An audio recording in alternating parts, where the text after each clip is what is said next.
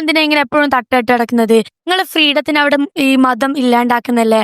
പിന്നെ അത് മാത്രം തന്നെ ഇപ്പൊ നിങ്ങൾ ആണുങ്ങളുടെ മുമ്പിൽ പോകരുത്, അന്യപുരുഷന്മാരുടെ മുമ്പിൽ പോവരുത്, മുമ്പിലിരുന്നും കണ്ട് നേരിട്ട് സംസാരിക്കരുത് എന്നൊക്കെ പറയുന്നത്. ഇതിന്റെയൊക്കെ റീസൺ എന്താണെന്ന് ഒരു കുറെ ക്വസ്റ്റ്യൻസ് വരുന്നുണ്ട്.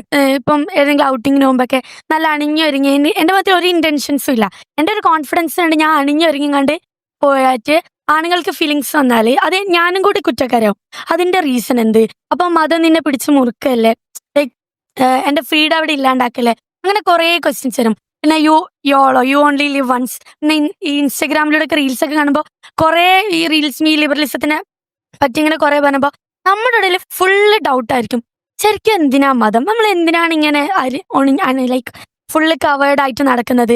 ഇപ്പൊ പിന്നെ ആണുങ്ങൾക്ക് ഫീലിങ്സ് ഉണ്ടാവും വിചാരിച്ചും കണ്ട് ഞാൻ എങ്ങനെ കുറ്റക്കാരിയാവുന്നത്? ക്വസ്റ്റ്യൻസ് ഇങ്ങനെ വരുമ്പോ നമുക്ക് തന്നെ ഒരു ഡൗട്ട് വരും. വളരെ നല്ലൊരു ചോദ്യമാണ്. ഈ ഒരു കൺഫ്യൂഷനോട് റിലേറ്റ് ചെയ്യുന്ന വേറൊരു കൺഫ്യൂഷൻ പറഞ്ഞിട്ട് ഞാൻ ഇതിന്റെ ആൻസറിലേക്ക് വരാം. ഒരു നാട്ടില് ഭയങ്കരമായ ഒരു കള്ളന്റെ ശല്യം ഉണ്ടായിരുന്നു. ഒരു കോളനിയാണ്, ആ കള്ളന്റെ ശല്യം ഉണ്ടായിരുന്നു. ഒരുപാട് വീടുകളുണ്ട്. ആ വീടുകളിൽ ഇടക്കിടക്കേ ഇങ്ങനെ കളവ് നടക്കും. അപ്പോ ആ വീട്ടുകാരെല്ലാവരും അല്ലെങ്കിൽ ആ റെസിഡൻസ് അസോസിയേഷനൊക്കെ എന്ത് ചെയ്തു? ഒരു മീറ്റിംഗ് കൂടിയിട്ട് അവർ തീരുമാനിച്ചു, കള്ളന്റെ ശല്യം ഭയങ്കരമായിട്ടുണ്ടല്ലോ, കള്ളന്റെ ശല്യം ഭയങ്കരമായി ഉള്ളത് കൊണ്ട് നമ്മളെല്ലാവരും ഇനി മുതൽ വീട്ടിൽ CCTV വെക്കണം. CCTV വെക്കണം. നമ്മുടെ ഡോറും ലോക്കിംഗ് സിസ്റ്റം ഒക്കെ വളരെ പെർഫെക്റ്റ് ആയിരിക്കണം. നല്ല അടച്ചുറപ്പുള്ള ലോക്കൊക്കെ വെക്കണം. അതേപോലെ തന്നെ പരസ്പരം അങ്ങോട്ടും ഇങ്ങോട്ടും പിന്നെ നോക്കണം, കാര്യങ്ങളൊക്കെ ശ്രദ്ധിക്കണം എന്നൊക്കെ പറഞ്ഞുകൊണ്ടുള്ള തീരുമാനം എടുക്കുകയാണ്. ആ വീട്ടുകാർ അങ്ങനെ തീരുമാനമെടുത്ത് മീറ്റിംഗ് കൂടി തീരുമാനമെടുത്ത് പിരിഞ്ഞു പോകാൻ നിൽക്കുമ്പോൾ ഒരാൾ വന്നിട്ട് ചോദിക്കുകയാണ്, എനിക്ക് ഭയങ്കര കൺഫ്യൂഷൻ. എന്താ കൺഫ്യൂഷൻ?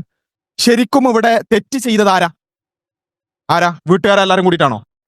അല്ല, കള്ളനല്ലേ തെറ്റ് ചെയ്ത്? കള്ളനാണ് തെറ്റ് ചെയ്തത്. കള്ളനാണ് കട്ടത്.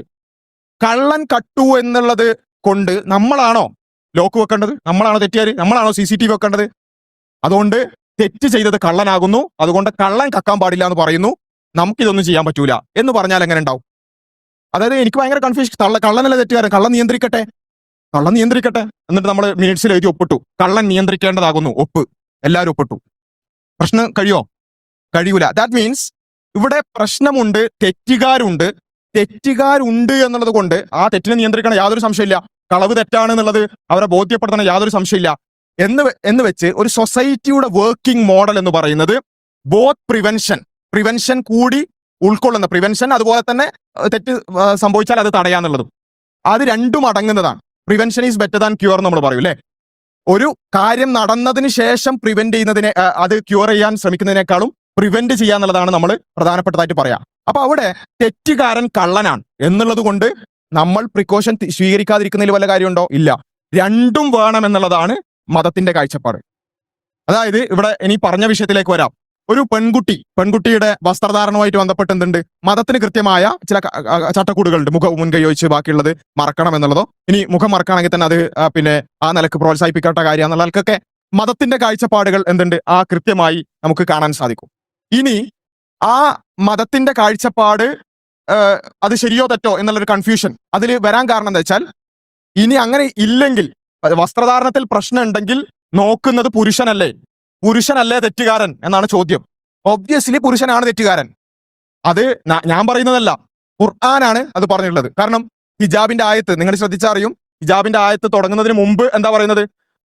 മിനീന, പുരുഷന്മാരായ സ്ത്രീകളോട്, അല്ല പുരുഷന്മാരായ സ്ത്രീകൾ എന്നല്ല, LGBT പോയി വിശ്വാസികളായ പുരുഷന്മാരോട് നീ പറയാ എന്ത്? നിങ്ങളുടെ ദൃഷ്ടികൾ താഴ്ത്തുക. അപ്പൊ ആദ്യം പറഞ്ഞത് വസ്ത്രം ധരിക്കാനല്ല, വസ്ത്രം നന്നായി ധരിക്കാനല്ല, അനാവശ്യമായി നോക്കരുത് എന്നാണ്. അപ്പോ ഒബ്വിയസ്ലി പുരുഷനാണ് പ്രധാന തെറ്റുകാരൻ. ഇനി അതിന്റെ അപ്പുറത്തെ നമ്മൾ എക്സ്ട്രീമിലേക്ക് പോവാം. ഒരു പെണ്ണിനി ഒന്നുമില്ലാതെ നടന്നു എന്ന് വിചാരിക്കാം, ഒരു നൂല് പോലും ഇല്ലാതെ നടന്നു വിചാരിക്കാം. എന്നാൽ പോലും ഒരു പുരുഷനെ നോക്കാനോ അവരെന്തെങ്കിലും ചെയ്യാനോ ഉള്ള ന്യായമാണോ അത്? അല്ല. ഒന്നുകൂടാതെ നടന്നാൽ പോലും അത് ന്യായമല്ല, അത് തെറ്റ് തന്നെയാണ്. വ്യഭിചരിച്ചിട്ടുണ്ടെങ്കിൽ, ബലാത്സംഗം ചെയ്തിട്ടുണ്ടെങ്കിൽ അത് തെറ്റ് തന്നെയാണ്, അതിൽ യാതൊരു സംശയമില്ല. പുരുഷൻ തെറ്റുകാരൻ തന്നെയാണ്. എന്നാൽ നമ്മൾ പറയുന്നത് പുരുഷനാണ് പ്രധാന തെറ്റുകാരൻ. എന്നാൽ അതേ സമയത്ത് ഇസ്ലാം ഈ ലിബറൽ ചിന്താഗതിയൊക്കെ പോലെ ഒരു തെറ്റായിട്ട് സംഭവിക്കട്ടെ എന്നിട്ട് നമുക്ക് നോക്കാം എന്നുള്ളതല്ല. ഇത് എല്ലാം അറിയുന്ന പടച്ചോനിൽ നിന്നുള്ള ആയതുകൊണ്ട് തന്നെ ഒരു തെറ്റ് സംഭവിക്കാതിരിക്കാനുള്ള സാമൂഹ്യ സാഹചര്യവും ഒരു സൊസൈറ്റിയെ ആ രൂപത്തിൽ കൂടി എന്ത് ചെയ്യും? ഇസ്ലാം മാറ്റും. അതിന്റെ ഭാഗമായിട്ടാണ് എന്ത് ചെയ്തത്? ഈ സ്ത്രീകളുടെ വസ്ത്രധാരണം പറഞ്ഞിട്ടുള്ളത്. ഇത് ഒരു ഉദാഹരണം കൂടി ഞാൻ പറയുമ്പോൾ കുറച്ച് സമയം എടുക്കുന്നുള്ളതുകൊണ്ടാണ്. പിന്നെ ഇസ്ലാമിലെ പിന്നെ ചില ശിക്ഷാ നിയമങ്ങൾ എടുക്കാം. കട്ടാൽ കൈവെട്ടണം. ഇത് ഇസ്ലാമിലെ ശരീഅത്തിലുള്ള ഒരു പിന്നെ നിയമമാണ്. എന്ന് വെച്ചാൽ ചെറിയൊരു പേനയും കടലാസും കട്ടാൽ കൈവെട്ടുന്നല്ല, ഒരു ലിമിറ്റ് ഉണ്ട്. ഒരു ലിമിറ്റിനപ്പുറത്തേക്ക് ഒരു വലിയൊരു മോഷണം നടന്നാൽ ആ മോഷ്ടാവിന്റെ കൈ വെട്ടുക എന്നുള്ളത് ഇസ്ലാമിലുള്ള ഒരു നിയമമാണ്. ഈ നിയമം എപ്പോഴാണ് നടപ്പിലാക്കുന്നത്? എങ്ങനെയുള്ള സൊസൈറ്റിയിലാണ്? ഒരു ഇസ്ലാമിക് സൊസൈറ്റിയിലാണ്. ഈ ഇസ്ലാമിക് സൊസൈറ്റിന്റെ പ്രത്യേകത എന്താ? കക്കാനുള്ള സാഹചര്യം ഇല്ലാത്ത സൊസൈറ്റി ആയിരിക്കും അത്. ശരിക്കും മനസ്സിലാക്കണേ, കക്കാനുള്ള സാഹചര്യം ഇല്ലാത്ത സൊസൈറ്റി ആയിരിക്കും. എങ്ങനെ? കക്കാനുള്ള പ്രധാന സാഹചര്യം എന്താ? പോവർട്ടി, അല്ലെ? പിന്നെ ഒരു സാമ്പത്തികമായി പിന്നോട്ട് നിൽക്കുന്ന ഒരു അവസ്ഥ, ദാരിദ്ര്യം, ഇതൊക്കെയാണ് കക്കാൻ പല ആളുകളെയും പ്രേരിപ്പിക്കുന്നത്. ഇസ്ലാമിക് സൊസൈറ്റി നല്ല ഐഡിയൽ ആയിട്ട് നടക്കുകയാണെങ്കിൽ അവിടെ എന്തുണ്ടാവില്ല? ഈ പറഞ്ഞ പോവർട്ടി ഉണ്ടാവില്ല. കാരണം എന്താ?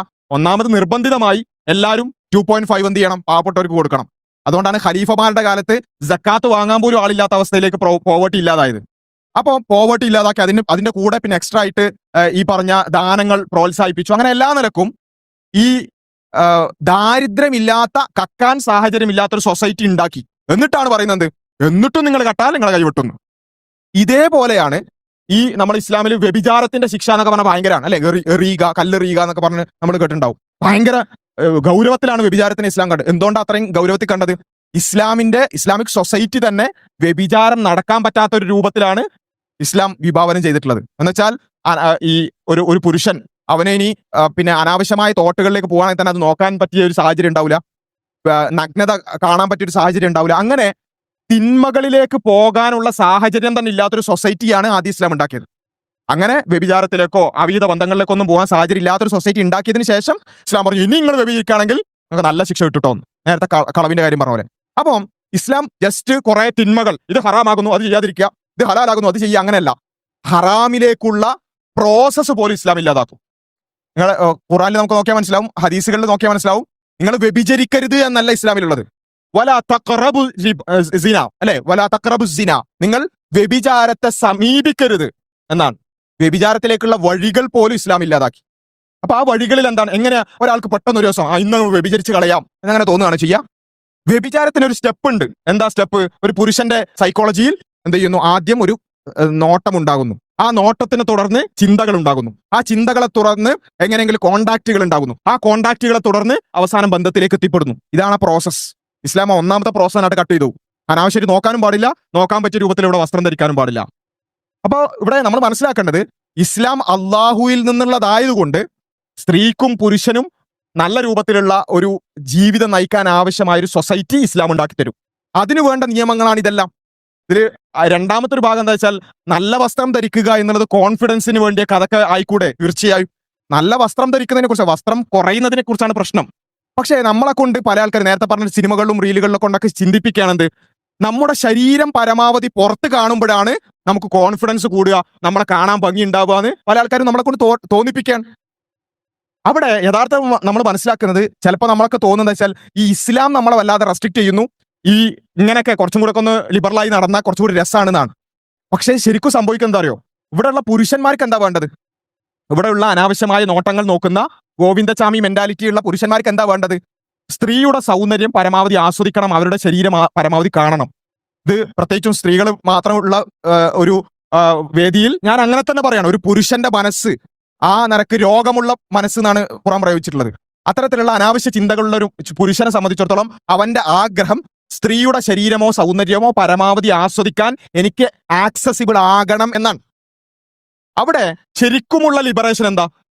ഈ പുരുഷന്മാര്, ഈ ചങ്ങായിമാർക്ക് എന്റെ ശരീരം കാണാനാണ് ആഗ്രഹം, ഇന്നതിന് കിട്ടൂല എന്ന് പറയലാണ് ശരിക്കും ലിബറേഷൻ, അല്ലെ? എന്നെ അതിന് കിട്ടില്ല, എന്റെ ശരീരം നിങ്ങൾക്ക് ആസ്വദിക്കാനുള്ള ഒരു ഒബ്ജക്റ്റ് അല്ല എന്ന് പറയലാണ് ലിബറേഷൻ. അപ്പോ അവിടെ നമ്മൾ എന്ത് ചെയ്യാണ്? നമ്മളെ കൊണ്ട് തോന്നിപ്പിക്കാൻ, ഈ പുരുഷനെ ഇങ്ങനെ കണ്ട് അവൻ ആസ്വദിച്ച് അവനൊരു ഒരു ഒരു തരത്തിൽ ഒന്ന് അപ്രീഷിയേറ്റ് ചെയ്യുമ്പോഴാണ് എനിക്കൊരു വാല്യൂ വരിക എന്ന് നമ്മളെ കൊണ്ട് തോന്നിപ്പിക്കുകയാണ്.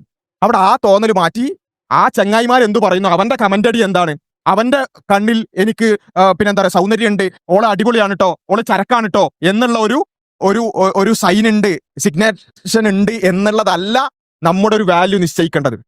നമ്മൾ ആദ്യം തീരുമാനിക്കേണ്ടത് സ്ത്രീകളും മനുഷ്യരാണ്. ആ മനുഷ്യൻ എന്ന നിലക്ക് ഞാനാകുന്ന സ്ത്രീയുടെ വാല്യൂ ഏതെങ്കിലും ഒരു പുരുഷൻ നോക്കി കമന്റ് അടിക്കുന്നതിലൂടെ അല്ല, അല്ലെങ്കിൽ എൻ്റെ മുഖത്തിന്റെയോ എൻ്റെ ശരീരത്തിന്റെയോ കളർ വെച്ചിട്ടല്ല എനിക്ക് വാല്യൂ കൊടുക്കേണ്ടത്, മറിച്ച് ഞാനാകുന്ന വ്യക്തിക്കായിരിക്കണം, എന്റെ വ്യക്തിത്വത്തിനായിരിക്കണം മാർക്കിടേണ്ടത്. അപ്പൊ ഇത് നമ്മൾ ആദ്യം തീരുമാനിക്കണം. ആ തീരുമാനിച്ചു കഴിഞ്ഞാൽ പിന്നെ ഞാൻ കറുത്തു പോയോ, അല്ലെങ്കിൽ ഓൻ കറുത്തെന്ന് പറഞ്ഞോ, അല്ലെങ്കിൽ എന്റെ ഡ്രസ്സിനെ ഓന് മൂടി പൊതിച്ചെന്ന് പറഞ്ഞോ, അല്ലെങ്കിൽ സൊസൈറ്റി അങ്ങനെ പറഞ്ഞോ നമ്മളെ ബാധിക്കൂല. കാരണം വി ആർ ലിബറേറ്റഡ്. ആൾക്കാർ എന്തു പറയുന്നത് നമുക്കൊരു വിഷയമല്ല. എനിക്കൊരു വാല്യൂ ഉണ്ട്. കാരണം ഞാൻ വായിക്കുന്നുണ്ട്, ഞാൻ ചിന്തിക്കുന്നുണ്ട്, ഞാനാകുന്ന വ്യക്തിക്കൊരു വാല്യൂ ഉണ്ട്. ആ വാല്യൂ സ്വയം നമ്മൾ നിശ്ചയിക്കുകയാണെങ്കിൽ ബാക്കിയുള്ളവരുടെ മുമ്പിൽ പോയിട്ട് പ്രദർശിപ്പിച്ചിട്ടോ അല്ലെങ്കിൽ ഏതെങ്കിലും രൂപത്തിൽ അങ്ങനെ അവരെ ഇംപ്രസ് ചെയ്യാൻ ഡ്രസ്സ് ചെയ്തിട്ടോ നമുക്ക് നടക്കേണ്ടി വരില്ല. നമ്മുടെ ഡ്രസ്സിങ് നമ്മുടേതായ രൂപത്തിൽ നമുക്ക് എന്ത് ചെയ്യാം, ഇസ്ലാമികമായ അതിർവരമ്പുകളുടെ ഉള്ളിൽ നിന്നുകൊണ്ട് പരമാവധി നമുക്ക് കോൺഫിഡൻസ് കിട്ടുന്ന ഡ്രസ്സ് ധരിക്കാം. പക്ഷെ അതൊരിക്കലും സൊസൈറ്റിയുടെ അപ്രൂവലിന് വേണ്ടി ആവരുത്. ഈ പറഞ്ഞ ഗോവിന്ദച്ചാമി മെന്റാലിറ്റി ഉള്ള ആൾക്കാരുടെ കമന്റ് അടികൾക്ക് വേണ്ടി ആവരുത്. നമുക്കൊരു വാല്യൂ ഉണ്ട്, അത് മറ്റുള്ളവരുടെ ഈ പറഞ്ഞ അപ്രൂവൽ വെച്ചിട്ടല്ല, നമ്മുടെ ഇൻഹറന്റ് ആയ വാല്യൂ വെച്ചാണ് എന്ന് നമ്മൾ നിശ്ചയിക്കാം.